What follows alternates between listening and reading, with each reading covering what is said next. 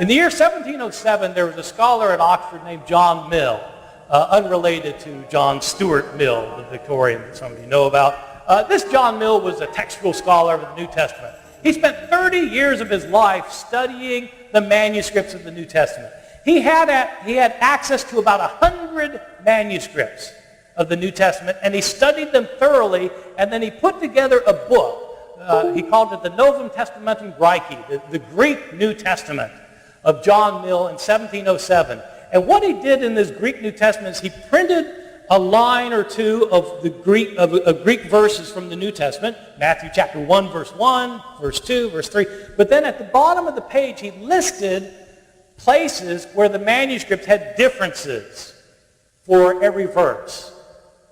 To the shock and dismay of his readers, John Mill's Greek New Testament listed 30,000 places where the manuscripts disagreed with one another. 30,000 places of variation among the manuscripts. Now, some of his detractors were quite upset by this and claimed that John Mill had published his Novum Testament Graeci in order to render the text of the New Testament uncertain. They thought this was some kind of demonic plot on the part of a university professor.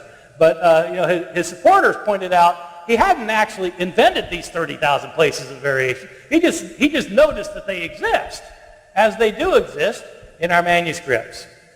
Well, that was 300 years ago, based on a study of 100 manuscripts. Now we have over 5,500 manuscripts, which have been studied quite assiduously by scholars, although they have not been thoroughly studied yet.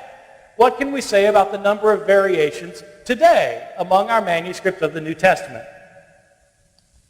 The reality is we don't know how many changes scribes made in their texts of the New Testament.